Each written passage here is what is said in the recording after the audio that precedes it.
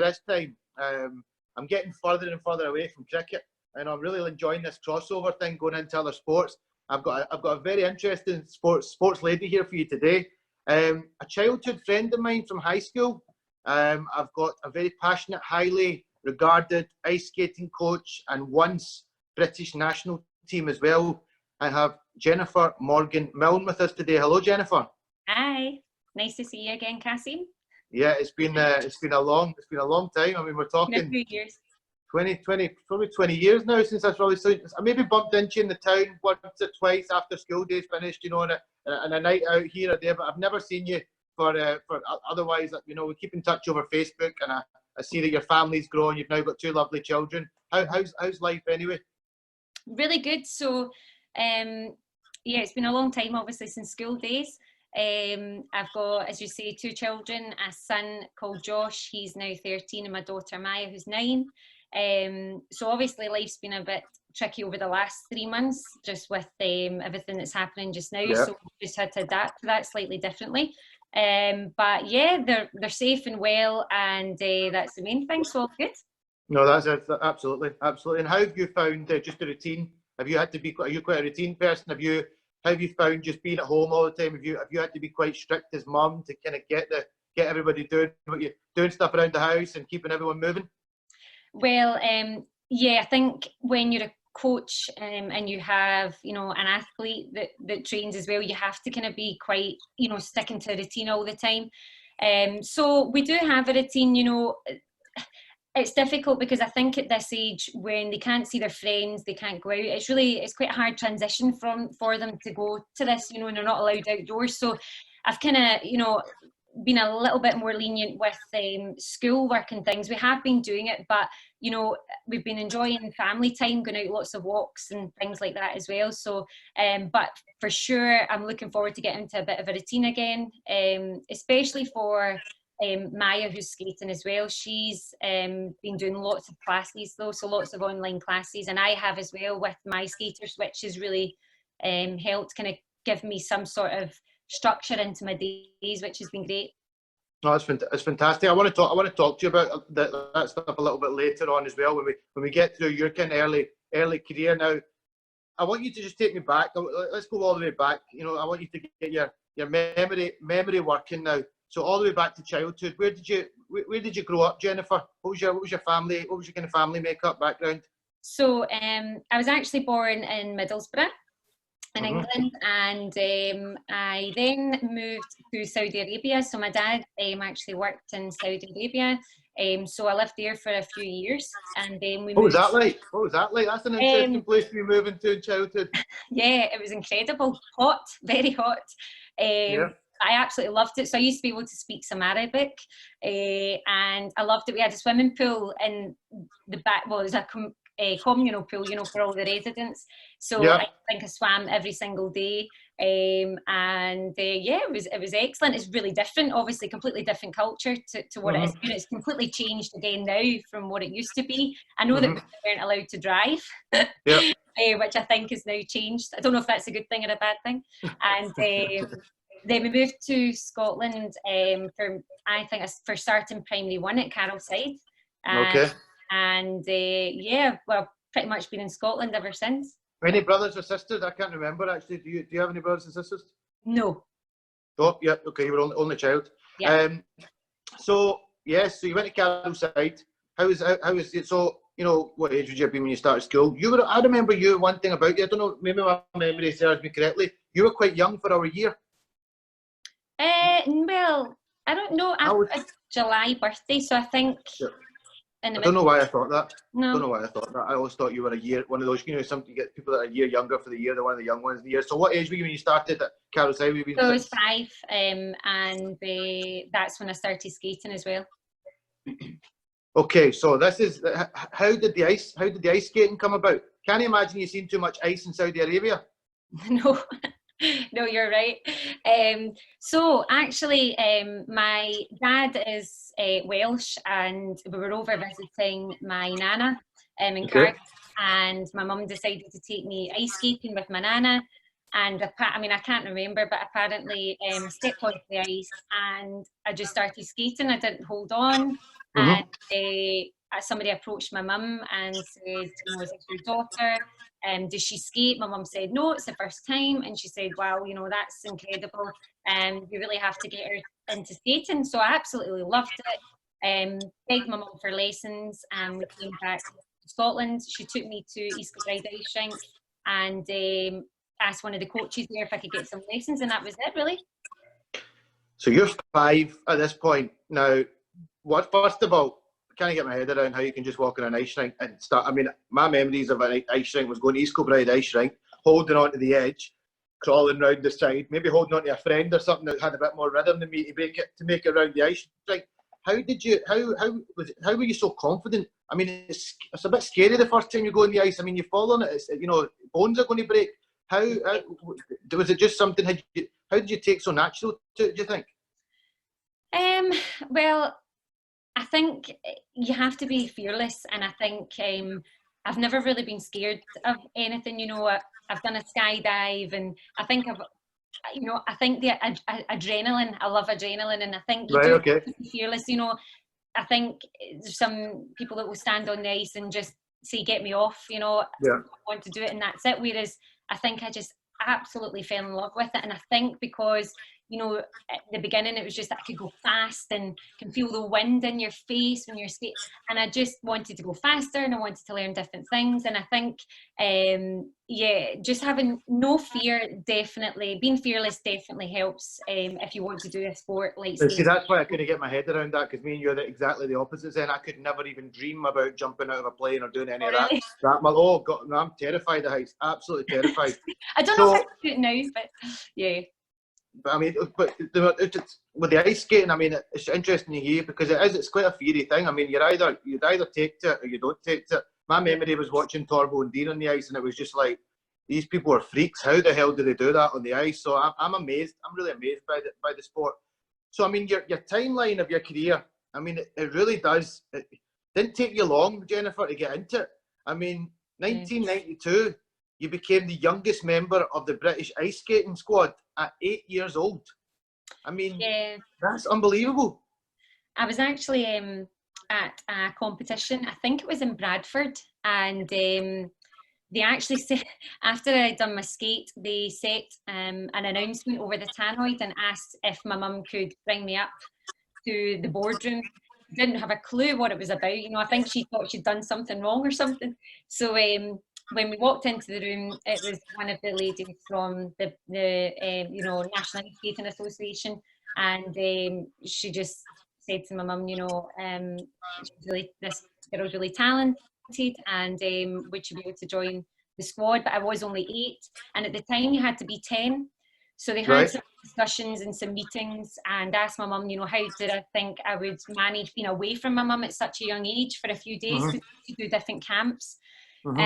Bisham Abbey, Crystal Palace, and I actually trained with a few champion boxers and things. That was really good. But they were concerned that I was too young to be able to go away for 5 days at a time and not see my mum.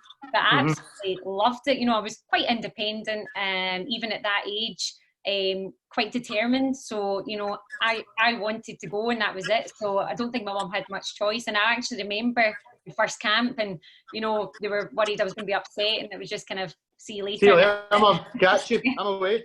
Absolutely. So who was your kind of? You must have still had to have like a guard, some sort of adult with you. Where were you staying? Who were you with down there? Yeah, well, we stayed in where Crystal Palace and Bisham Abbey, they had sort of almost like dormitory, I suppose. So I shared a room with one of my teammates, but there was no access in the room or anything like that. When I went to an international competition, I went with my coach. So that was a bit different. But at the camps, I think we got into trouble a couple of times, maybe.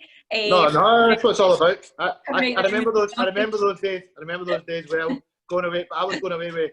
But like you say, the squad. How many would have been in the squad at one time? How many of you all would have been there?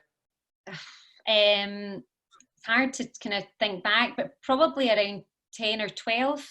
Same with cricket. When you go away, I mean, you would get up to a lot of no good in the evenings. A lot of pranks going on. I'd imagine a lot of people. So that's what it's all about. It molds you moving forward. So a woman you mentioned, I've looked up your story quite a bit, and her name comes up quite a lot. It's a lady called Diane Dewar. Mm-hmm. Was she your coach at this point? I mean, from the right at the start. Yeah, pretty much. I went to Diane actually when I was 6, so I did have another coach to start with, and I think my mum just seen Diane and she really liked the look of Diane and moved me to Diane from the age of 6. So yeah, I mean, Diane has achieved quite a lot of champion skaters, and I think what I love about her most is she's just so passionate about figure skating. She just loves to skate, loves figure skating, and I think I share the same kind of passion that she has, and she's always, she's always someone I've looked up to, and now she's obviously a very good friend, but I would always kind of take her, what's the word I'm looking? I would always take her advice because, she's someone that I know that's achieved a lot. She's been to world championships and Europeans and things, so she's achieved a lot in her career. So yeah, she's my coach, a friend, and she actually teaches my daughter as well with me now. So I teach Maya predominantly myself, but Diane also helps with that as well. So well, listen, when we get on, I want to talk about your superstar daughter, because that's who I've been following her career and seeing what she's getting up to. But I want to go on and talk more about what you've done. One thing I wanted to ask you is, what's training like as a figure skater? I'd imagine it's pretty intense. It sure is, yeah. I mean, figure skating is, I suppose, there's a lot of well, of course you have the jumps, so you have to be strong enough to be able to, take yourself off the ice and rotate 2, 3, sometimes now even 4 times in the air and land. So, that requires a huge amount of strength. You also have to be really flexible and be able to get into a lot of the spin positions. You also have to be, so, there's a bit of gymnastics in there as well. You also have to be quite a good dancer as well. So a lot of dance, especially now as the sport's progressing, you kind of have to be able to move your body. So, a lot of the skaters have good dancing lessons. So I think really for me, it has a bit of everything, but you have to do it on blades, on ice, So when you're training, do you actually do these training sessions? I mean, for instance, like you're saying, the stretching and the gymnastics, would you do some of that off the ice? Obviously, a bit of the stretching stuff, but the dancing and everything, you have to learn that obviously on the ice if you're going to be doing it on the ice. Absolutely, yeah. So, obviously you have all the spins to learn, all the jumps to learn. So that's one side of the training. But, with my guys as well, so even during lockdown, we do stretching every single week. We practice all the jumps off ice as well. I'll do some high intensity interval training with them. To keep their fitness levels up.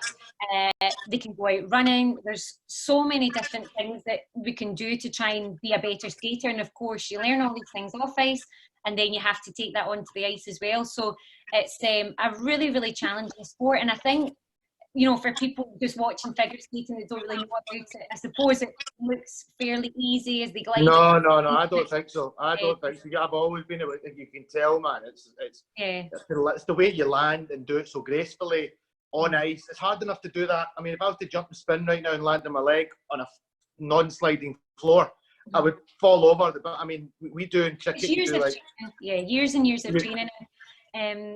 Figure skaters don't get dizzy either. I think it's actually been proven scientifically that figure skaters, because they've trained their brain into spinning so fast for years, that they just don't get dizzy like other people would as well. So it really is amazing what they can do. I mean, you obviously took to it amazingly well. So you've represented, you've been in the UK squad. You've moved on 1992. You won your first national skating championships for Scotland, England, and Wales. Tell me, elaborate on that. Tell me what that was like. So yeah, I suppose I was really lucky that I was able to do all 3, because I was born in England, so that meant I could enter the English championships. I am Scottish, so I was able to do that, and also my dad is Welsh. Right, okay. Wait, I thought that read Scotland, England, and Wales all together. So you took part in 3 different championships. Yeah. So I was a Scottish champion, the English champion, and the Welsh champion. So I was really lucky. The only one I couldn't do was Irish, but I don't I'm have sure any. you were the one that. I'm sure you were the one that as well, judging by the. So that's. I mean, what? So you're what? You mean you're 9 years? You're what? 9 years old at this point? I think so. Yeah, I think even looking back in pictures, and I have quite a lot of trophies. So I think that it was before I was 9 or 10 anyway that I'd won titles. Certainly before the British Championships anyway. That's unbelievable, unbelievable. A coach. I read one of the quotes on you. One of your early years coaches said that when you were as young as 9 years old, they had to compete you against like the 14 and the 15-year-olds because you were too advanced for your own age. You know, is that something you've always been used to? But you sound talking to you in memory of you when you were a girl in school as well. You were always a confident. You know, you didn't back down from anything. So is that just something that you had instilled in you from a young age? Well, yeah, I think just the level I was skating at, that they, just had to put me into older competitions. I think that particular person was Hey Gunjan. So he used to be he was head of federation for figure skating. So there was a competition down south, and yeah, a lot of the competitions I'd done, a lot of the girls were much older. But to be honest, I think it's probably more daunting for somebody who's a bit older, having someone younger coming in. So I don't think I ever looked at it and thought, oh, I'm competing against these older ones. I think I just really focused on what I was doing, to be honest. And I think if you're younger, there's probably a bit less pressure than what it is when you're older. Yep. You're competing against, a 10-year-old. So I suppose that was quite a positive for me. Brilliant. Again, pretty early in around that time as well, you were invited to go to lovely Canada, Toronto to be precise, to join the Toronto Figure Skating and Cricket Club. Yes, that's so right. That was quite interesting. You're on a cricketing / sports podcast here today, and you were once invited to. You could have taken up cricket, Jennifer. I know, yeah, I could have. That's probably, I like the cold surroundings, I think. Wouldn't have worked. Tell me about that. That must have been amazing. It was amazing, actually. So I had family in Canada, so my mum and dad put me on a holiday. We spent a few weeks over there, and my mum had arranged some lessons for me at the Toronto Figure Skating Club. I think at that time, and I think even now, I think you had to maybe be a certain level to be able to get into the ice rink anyway, to have lessons. I was taught by a couple of different coaches there, and one of them was a lady called Ellen Burka, and her daughter was the world champion, actually. And I have a lovely letter, actually, that she wrote to me before I left Canada. But yeah, they wanted me to, they asked my mum would I go over there and move, and I could train with them. But, being 10 years old, I didn't want to leave my friends, and I didn't want to leave Diane. I loved my coach, and who knows what that might have led on to. But I think everything's meant for a reason, and I was meant to come back to Scotland, so that's what I did. I decided not to go. I mean, you're proper young. I mean, I left home at 17, just after high school, to go for my first professional contract down south. I mean, at 10 years old, it's a big ask to leave your mum and go away. I mean, you're only a young girl, and if you get homesick over there, you can't just nip in the cut, get somebody to drive you down the road and come back. So you went on in '94. You represented Great Britain in Slovenia. Yeah. Interestingly, you were again Diane Dewar was part of the coaching team, but this time you also had the dancing on ice star, former Olympic champion Robin Cousins, who was coaching you as well. How was that for you? Well, great. I mean, Robin was more like a mentor for all the guys that were competing for the squad. So everybody was over, competing for Team GB. He was there as well, just as a mentor, really. But I did have a few lessons with Robin as well, down south. He was working on some jumps and things with me as well. But he achieved so much as a skater, Olympic champion. So it's pretty incredible to have somebody like that, with you in Slovenia, and kind of being by there as well. But yeah, Diane, and again, was with me in Slovenia, and my parents weren't with me. So, you know, I suppose it's quite a big commitment as a coach to take, a 10-year-old to another country and look after them for a few days. And she didn't have just me; it was one of my friends as well. So, you know, it just shows your dedication, I suppose, to what she does as well. No, she sounds like a great woman. She's been part of pretty much your whole life. Even up and we're going to go on to talk about some other stuff that involves her, but she sounds like a serious person that's influenced your life in a positive way. In that competition, you competed against 35 other international competitors. So we're not talking about, you know, Mickey Mouse stuff here. We're talking, you know, the international stuff. You came runner-up. You know, how special, how close were you to winning it? What was it? Was it tight in there?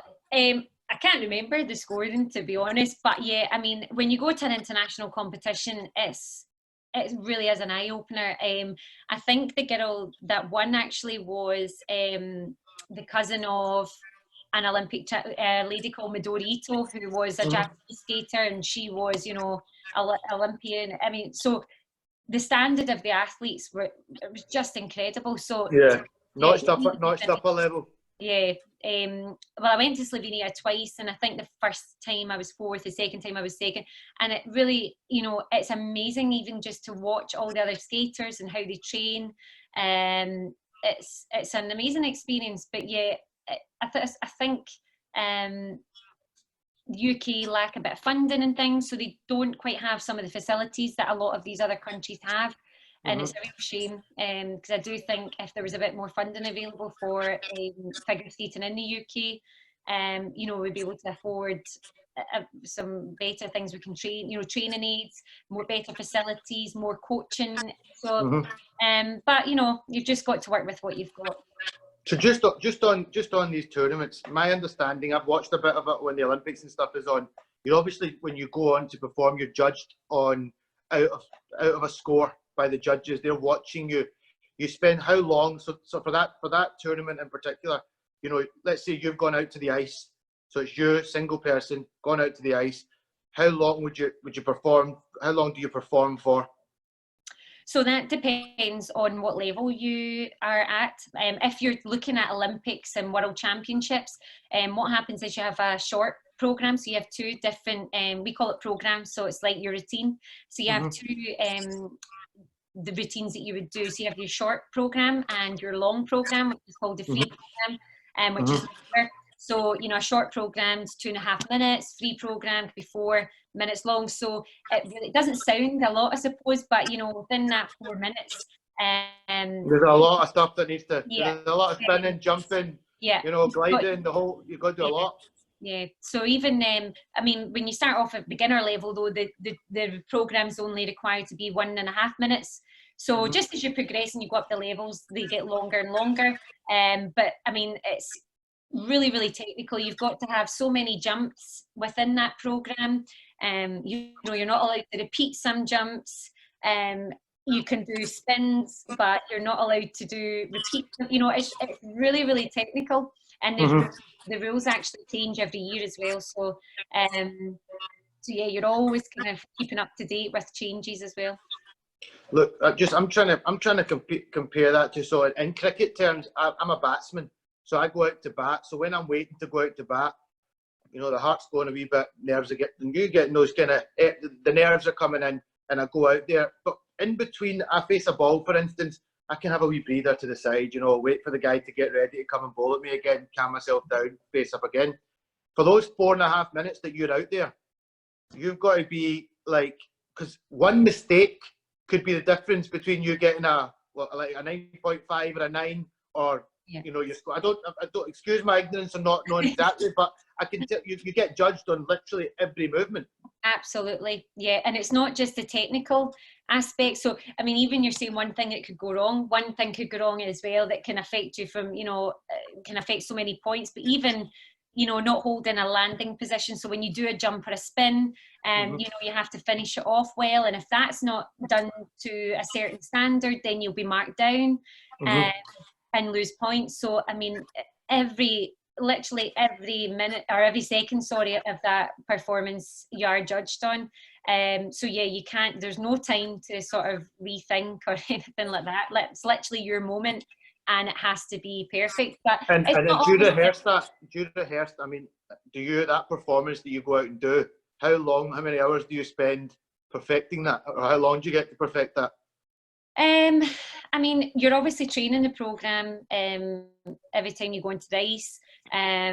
You know, as you go up the levels, I suppose, as well, when you have the short and the free programme, you might decide one day you're going to train the short programme and then other days will be the free. But yeah, it's you have to visualise, obviously, your programme and make sure it's going over in your head. But even before, when you're at a competition and before you step onto the ice, you have to do, obviously, a run-through of where everything is. Because when you go to a different ice rink, of course, you know, especially if you're younger. So, for example, if you have your programme at East Kilbride Ice Rink, you go somewhere else, you have to figure out where you're going to start, what direction it's all going in, because it's a different ice rink, so you've got to place it out. Okay. Does the shape, so the shape changes? The ice rink's shape can change a little bit? Well, especially for younger ones, you know, you have to, and it happens every competition, a kid will forget what way or go in the wrong direction because it's not a familiar ice rink. So although the shape of the ice rink will be roughly the same, they'll all be different sizes. And you've Are some quicker? Are some quicker than others? Is it? Can some be? Can some? No. Okay. Not really. Ice is ice, but well, to a certain extent. But yeah, you do have some ice rinks that have amazingly smooth ice. They maybe don't. That's what I mean. Because in cricket terms, you go to some grounds and the grass it's not been looked after as well, so it can be a bit untrue. So can that happen in ice skating as well? It can, yeah. I mean, you try not to make excuses, really, but yeah, definitely there's some ice rinks that have amazing ice on them, and they don't have a lot of public skaters and things on there. But a lot of rinks are used for hockey, ice hockey and curling. So yeah, it varies from ice rink to ice rink, but you know, you've just got to work with what you've got. Everyone's skating on the same ice, so you know. You see, you're talking to a cricketer right now. We moan and groan about the pitch all the time. So I mean, but we're just trying to work out that it could happen. Your performance could be a little bit hindered if the ice was maybe the rink wasn't looked at. It could be hindered. It might not go as you might come off feeling like okay, you might not make excuses, but you know inside, I wasn't. The ice wasn't as clear as I would have liked it to be. Absolutely. Okay. But you're not an excuse maker, which is good to know, because you know as a coach as well, I'd imagine that's big. Something you don't like your skaters to be is making excuses. I could see the coach in you there. I could totally see the coach in you there. So you came back, you know, great achievement out there, you know, excellent achievement. Which then probably seen you become you got awarded the Young Sportsperson of the Year by the Duchess of Kent. Very proud moment for you. Yes. Did you practice your curtsy nicely for that one? I think I just bowed down to her while she put my medal on, actually. Okay. But that was actually an amazing experience and one that I'll never forget, because myself, my mum and dad, we had to go down to London, and you know, obviously we're at the ITV studios, can't remember what it was at the time, but we had to obviously film it all. But that was such an amazing experience because I got to meet so many famous people as well. Anton Deck. Like Dorothy, Anton Deck. Oh. Yeah. Big legends. And I had Robin Cousins with me that as well, which was really, really nice. You know, he kind of came up with me onto the stage, but it was excellent because the film crew had to come over to East Kilbride Ice Rink, and you know, they came to my house and they filmed me at my home and filmed me at the ice rink, and you know, for a 10-year-old, it was just, you know, like you're a movie star. Oh, it was amazing. Yeah, it was amazing. So that's probably one of the biggest highlights of my skating journey, I suppose. It was really absolutely loved it, and I really enjoyed being on with Richard and Judy as well. It was excellent, really good. No, that's class, absolutely class. One thing that I really like in your story as well, you got awarded a Blue Peter badge. I would have loved to get a Blue Peter badge. I used to watch that after school most days. How did that come about? So again, so it was me and a few fellow skaters at East Kilbride, and they came over to film us on the ice rink as well. So it was on TV, and it was excellent. So each of us, we all received a Blue Peter badge, and you know, they interviewed us. I do have all these recordings somewhere. I'll need to try and dig them out. Yeah, that'd be cool. That'd be cool to see that. That'd be definitely cool to see that. So again, I mean, who doesn't want a Blue Peter badge? It was pretty No, cool. exactly. I'm jealous of that. I'm envious. I would have loved a Blue Peter badge. I am sorry to say, I don't actually know where it is. I really need to find it actually. So because I think actually you can get into quite a few attractions for free. You don't have to pay and things. So it's quite a you definitely need to find it. You definitely need to find it then. So I mean, did you go down? Where did you go down to for that? Where did you go? Did you go to the studios somewhere down south for that? For the Blue Peter, they actually just came to East Kilbride. All right, okay. So I just remember a couple of my friends being quite jealous at the time because I think they quite liked the presenter at the time. Who was that? That Andy? Was that? What was it? Who was the presenter? I'm trying to think of his name. Did Andy Peters not do it at one point? Was it Andy Peters? He did. Yeah, I think that was maybe before. The new guy. Yeah. I think I know who you're talking about, but I can't remember his name either. But I think I know who you're talking about. So that was another amazing experience. Yeah, really good. It's quality. Another championship followed. You won the British Primary Championship at the age of 13. So, you know, talk to me about how did that competition work? Like, is that just all any kids up to the age of primary school all over the UK partaking in it? Well, what happens is, I think I was actually younger than that, so apologies if that's wrong. I think maybe my mistake. I think I was definitely no older than 12 because I actually done the British Junior Championships at 12. So I must be possibly 11 even when I done the primary. But wow. Yeah, it was an amazing experience. And actually too, Diane actually had, believe it or not, there's 4 different levels at the British Championships at that time. And there's novice, primary, junior and senior. And Diane, my coach, actually had 3 British champions that year, which has never been done before. I don't think anyway. I don't think it's been done since. I'm not sure, but yeah, to have 3 gold medals was incredible for her as well. So yeah, but it was amazing. So to get into the British Championships, you have to achieve a certain score to get into the British Championships. And depending on what level you're at is depending on age. So for junior, when I done the British Junior Championships at 12, British Junior goes up to 19. So I would have been, you know, definitely the youngest by far then. So you were competing against people as high as like 17, 18, 19? 19 years, so yeah. Yeah. At 12? Yeah. You won the championship? Well, not that. In the British Junior Championships, I was 5th. And that's the last time I done the British Championship. Okay. But even still, 5th at the age of 12. That's incredible. It was a pretty good, quite an achievement, yeah. Oh wow, that's. You sound like one of the little Ukraine girls. You know, like you watch the gymnastic championships, and you get these little wonder kids, and they beat the adults. I mean, you were clearly a wonder kid, Jennifer. I mean, it's kind of sad because you know you kind of left the sport at 13, and this is where I really want to. I kind of reading up in your story, and I remember when I first, I maybe wasn't so close, but I didn't know you that well in the first couple of years because you came from a feeder school into Williamwood, Carroll Side.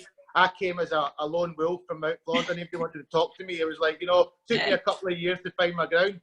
So I didn't know you that well, but I did see some pictures and some stuff in the school, just knew about it through some other people that you were an ice skating superstar. But then it obviously kind of never really, it went quiet. So tell me why did you leave the sport? So it's a really, really difficult time of my life, I suppose. So basically, my dad became really, really ill. He got cancer when I was 12, and it was really quite bad. And he had a tumour in his bowel the size of a large grapefruit, the surgeon said at the time. So that put a lot of strain onto obviously my family and home life, but also it led to the breakdown of my mum and dad as well. So my mum and dad separated when I was 12, and it was wasn't a nice breakup at all, and it was really difficult, you know, an only child as well. You know, you kind of had to deal with it all yourself. And I think growing up in an area like Clarkston as well, you know, all my friends, mums and dads were together, and I felt like I was the only one. And of course, it happens all the time, but I didn't really. I felt like I went through it on my own. You know, it was really difficult, and that just played a huge part to why I couldn't skate anymore. There was a huge amount of pressure as well for skating, and you know, it's not that it came from my coach or my parents, but I think I'm quite hard on myself as well, and I'm a perfectionist, and you know, it started getting really, really difficult. And I think just with everything going on at home, it just. So did you still maintain a relationship with both your parents, Jennifer? Well, no. So I went to school one day and came home, and my dad wasn't home. He had left, and he left me a note to say, you know, that he had to go and how much he loved me, but he just couldn't stay in this kind of volatile relationship anymore, which I could completely understand. So that was at the age of 12, and I never seen my dad again until I was 21. So, you know, that was really, really difficult, and it was through no fault of my own. You know, it was just the separation of my parents. I never got to see him. So I think because I associated my dad being so unwell, the breakup of my family, all to do around with the time when I was skating, and I think, you know, it was more like I had to escape it all, and just escaping it meant that maybe I wasn't skating, and that's what it was. So, you know, it's really, really sad, and, you know, I still to this day think, what would I have achieved? You know, I can't believe that I just threw all that away, but, you know, I can only move on from that now, and probably in a sense, I think, you know, that everything happens for a reason. I'm a great believer in that. I really, really am. And I've now obviously got my daughter and all these fabulous little girls and boys that I've got coming through now.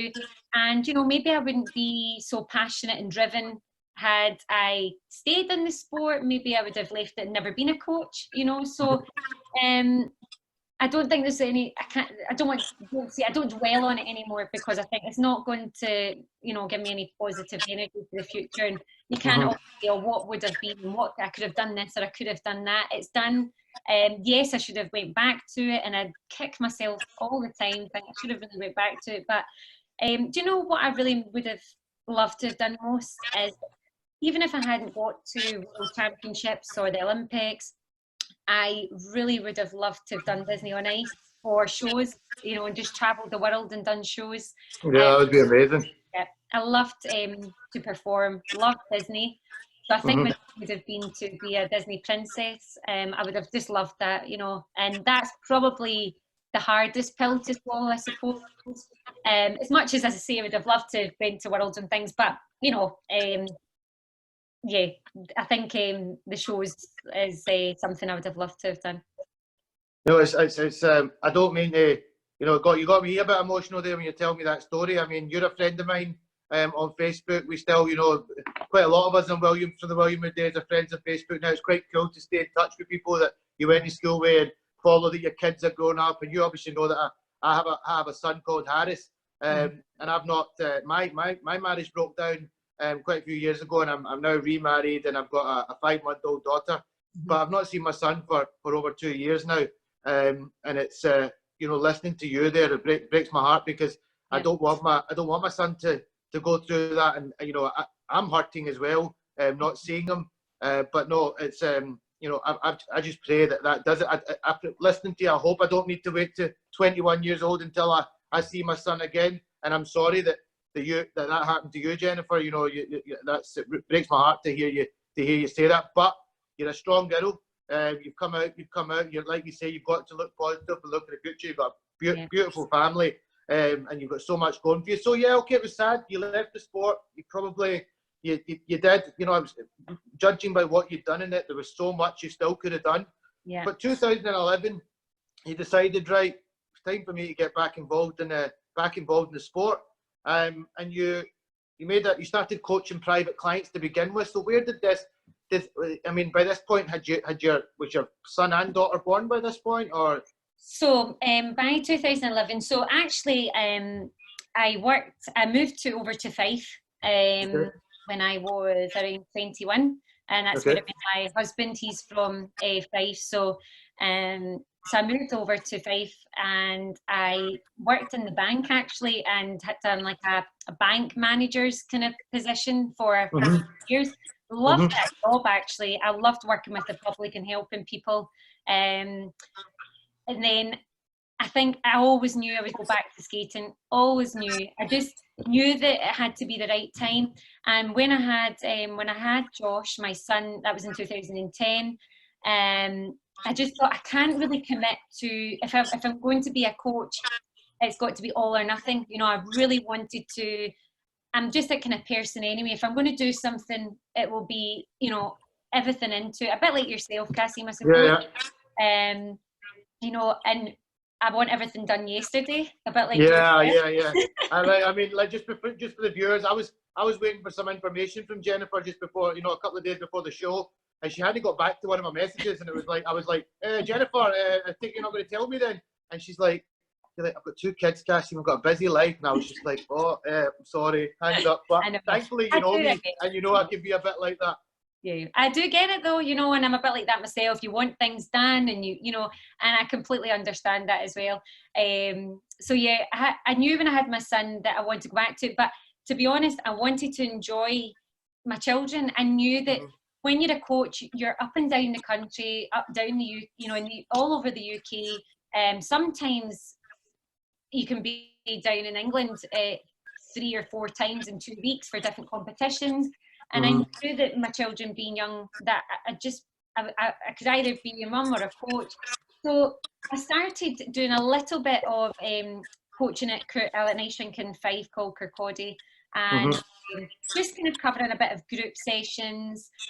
And then I'd done all my mentoring hours to become a fully qualified level 2 coach in Bride. So by that point, my children had grew up then. So, I mean, Maya wasn't born until 2010. So Josh was 2007, Maya was 2010, and that's as she was getting older, around 1 or 2, I thought, yeah, now's the time because I can take Maya onto the ice and kind of get my feet back onto the ice again. And I mean, I even remember going back into the ice rink and feeling butterflies, and I just, you know, I couldn't wait to get back on the ice, and actually I could still do quite a lot of things, which was great.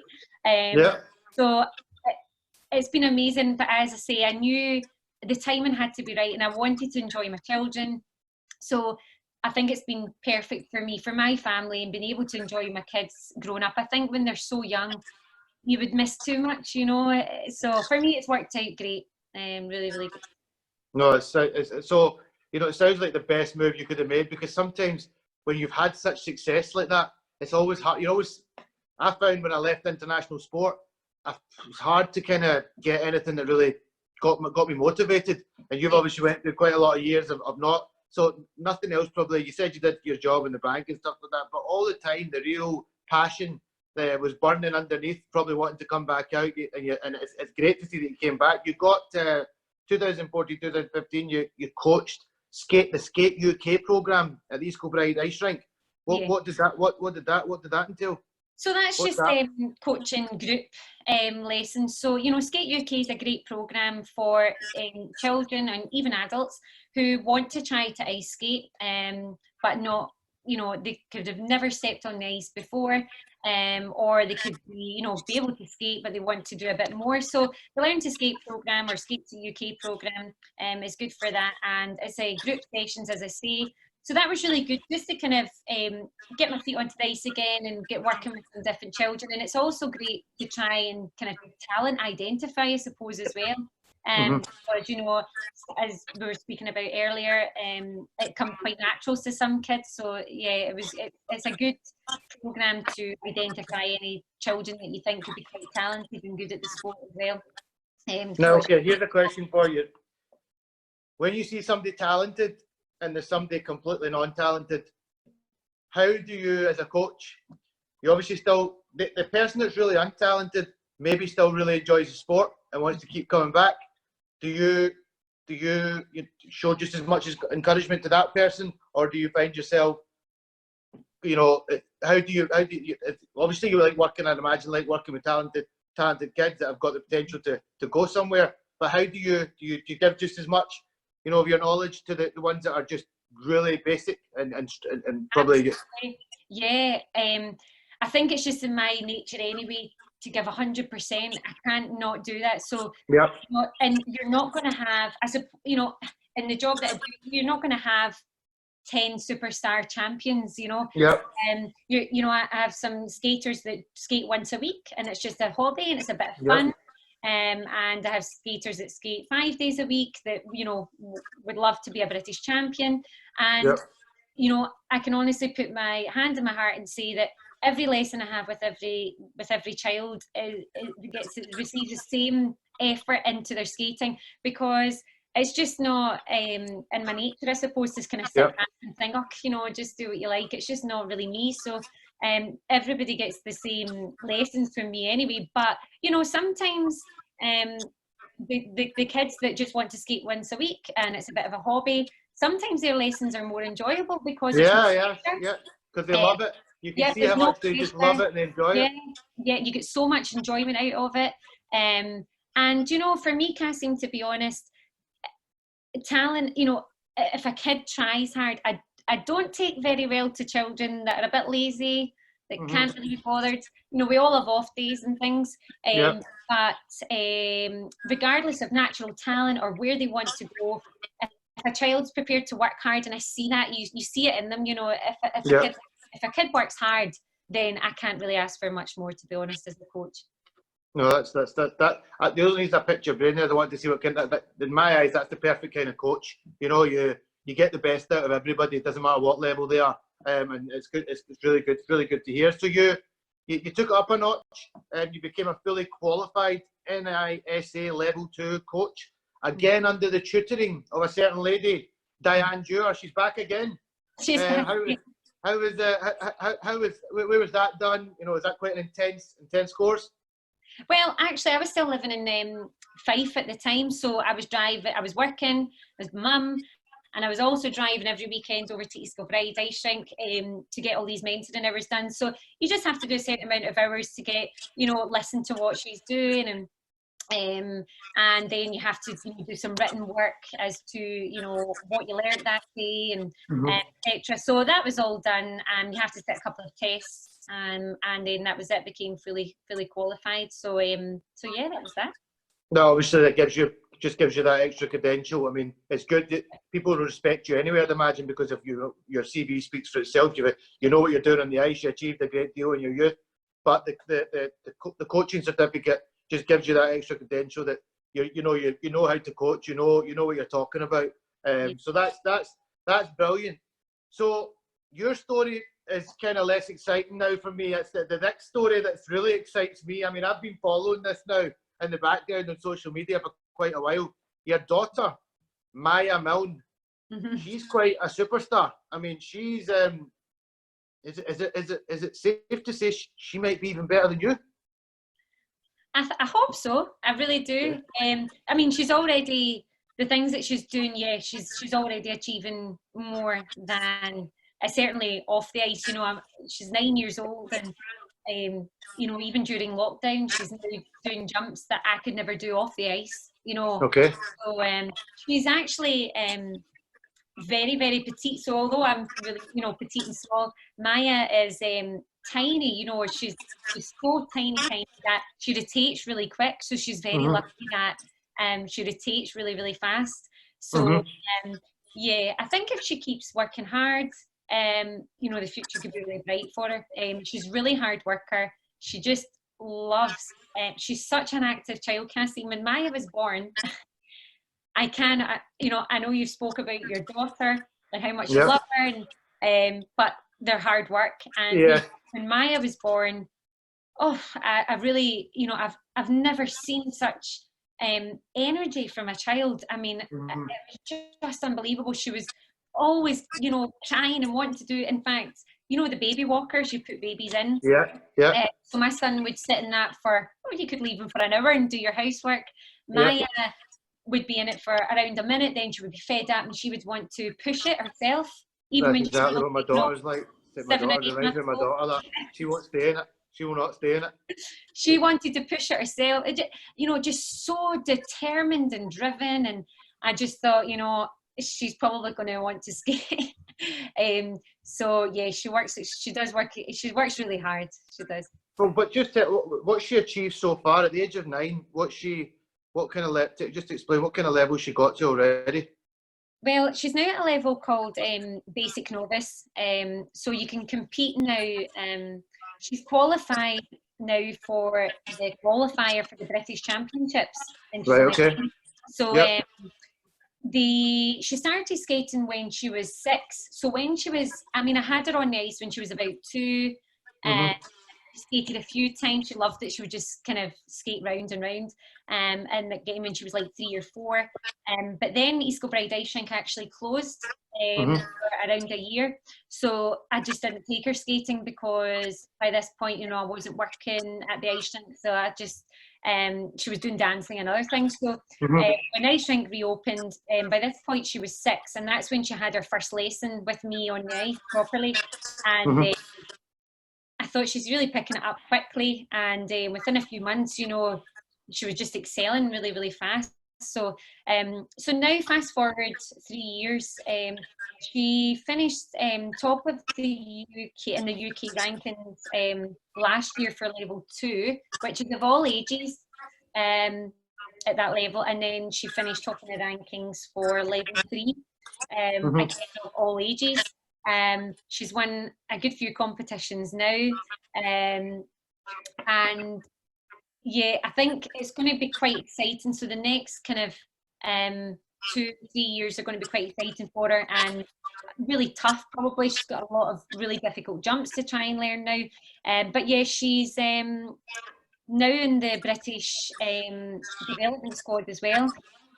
So she was in the Young Star squad. She got picked for that when she was around 7, and she's now in the development squads for the DBR squad as well. So, and she was 8 when she got onto that as well. So same as her mum. Yeah, no, that's. I mean, I see some of the pictures that go up, and there was one picture I seen in particular, and the face was just like the determined. I was like, this girl, you could see it in her face. She is determined.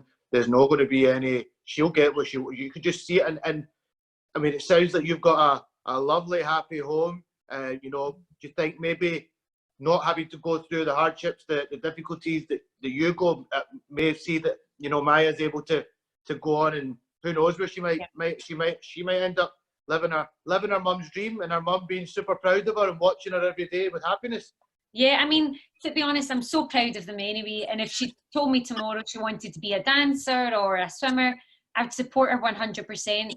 I think you have to absolutely love what you do and want it for yourself, you know. You know, and I'm sure there's probably people that'll think, oh, you know, I've heard, oh, she's doing well because her mum's a coach. You know, and I think no, that's not. I've seen plenty of talented. I've played with plenty of talented sports people, and sometimes you feel sorry for their kids actually, because they don't have the talent that their parent had, and it's harder for them. But this little girl, Maya's obviously.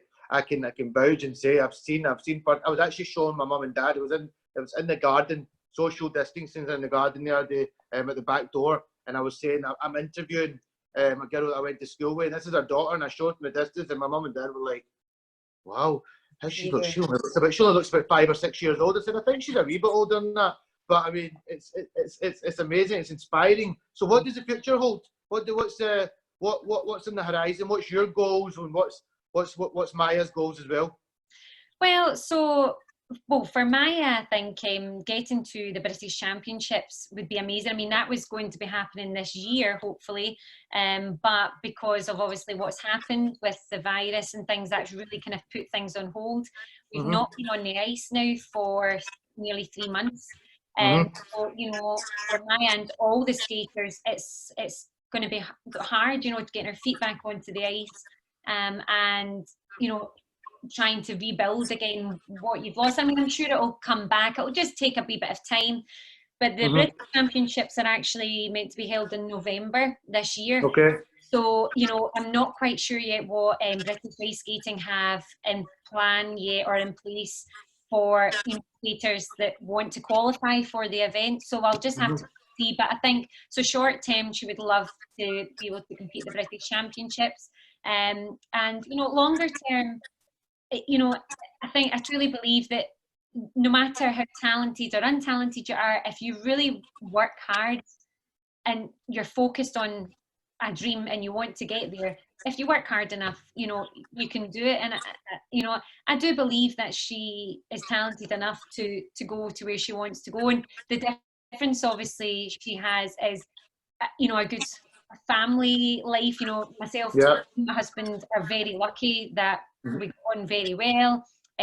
She's always going to have the support that I suppose I didn't really get when I was around, that kind of age. So she comes from a very happy home. She'll always be supported 100% from me and her dad. The sad thing about figure skating is it's so expensive. I mean, it's really, really expensive. Competition fees, lessons, of course. I'm teaching Maya, so I don't have that cost. But when I'm teaching Maya, of course, I'm not earning. So it's kind of the same. The skating boots, a pair of boots and blades can set you back £600, and they can maybe only last a few months until their feet grow. Skating. I didn't know they were that. I did not know they were that expensive. Bloody hell. There's a lot of talented kids, can seem, but sometimes their families just can't afford for their child to. I was thinking, this might be quite cool. I might get my daughter in the ice skating, but that's a bit scary. I mean, she needs £600 ice skating boots. Is there any? I guess you said it earlier on. There isn't much funding or anything in the UK for it. No, there's not at all. I suppose because there's only a certain amount of ice rinks and things.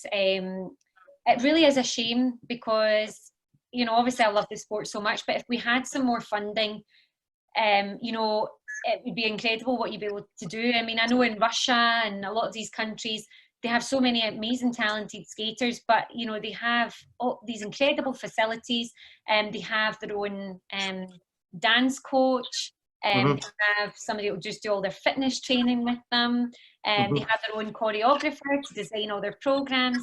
And, ideally for me as a coach, that's the route I would love to go down. I love to do the job I'm doing, but I know that, I'd love for my skaters to be stretching, nearly every day. But I can't be there every day to make them do that. So I think the best way forward for figure skating would be to have a team of coaches. It seems to work in, other countries. But, who knows for the future of skating. But I think it's working for, the Olympic champions and things. That's how they work. So, yeah, we'll see. Well, listen, I hope maybe this gets seen by the right people, and, something comes of it, and there's more funding out there, because girls like Maya are obviously got so much to offer, and they could go on to, who knows, if they had a little bit more backing, who knows, go on to compete in the Olympics and do really special things for the country in UK. I mean, it's incredible if somebody was, if you even have funding for the boots and blades, you can then spend that money to maybe, get some extra coaching in from a Russian coach, or the money could be spent elsewhere. So it is a shame, but there's all the skaters at the ice rink are in the same position, and I know some families that have two girls that skate. I mean, there'll be hundreds upon hundreds and hundreds of pounds a month. I mean, you're talking a mortgage payment every month for them to skate. Yeah, so it sounds like, I mean, it's more of a rich family. It's more of a rich family sport. I mean, that's. And we're not rich by any means, so it's just lucky that I can teach Maya. Otherwise, I couldn't afford for her to skate with another coach. It's so expensive. It really, really is. Yeah, because I mean, the lessons, I'd imagine they've been probably quite expensive as well to keep maintaining the lessons. Yeah. So look, it's been It's been brilliant. It's been really good. You were a bit sceptical when I said to you, Jennifer, come on the podcast. I'm crossing over into other sports. I think it'd be really cool. You were a bit like, I left the sport many years ago, but I think your story is very inspiring. I think your daughter's a perfect example now that, you didn't stop because you didn't love the sport. It's kind of other circumstances probably, forced your hand to maybe, you had to concentrate in other areas, emotions, other things. You sound like in ice skating, you need to be in it. You need to be really focused in it. And by watching, I watch all the little videos that come up, and now I follow Maya on Instagram, and I'm amazed. By the training that's going into it. That, you mentioned earlier, 5 days a week. Some of the kids are training. Maya's around 6 anyway, but yeah. And as I say, there's other little girls that are coming through. They're talented little girls as well, and it's amazing actually that I've got a few 6-year-olds who they just amaze me with their work ethic. It really is incredible. Little girls at 6 years old holding 4-minute planks, and they're just so dedicated. So it's amazing, really good. Wow. No, keep doing your thing. Keep coaching the next superstars, and hopefully I will be watching this space closely and looking out for Maya, mother and daughter team going on to win some big championships. Who knows? Either she might go down the Disney route, or she might win the Olympics one day. I'm sure. She wants to go there, so we'll see. So, well, listen, sky's the limit. Sky's the limit. Jennifer, been great to have you on the show. I look forward to when it comes out and seeing what kind of response you get to it. Yeah, and thanks again for asking me. As you say, I wasn't sure at first, but and I've really enjoyed it, Cassie. So it's been great to catch up with you, and I wish you all the best with your future as well. Thank you very much, Jennifer.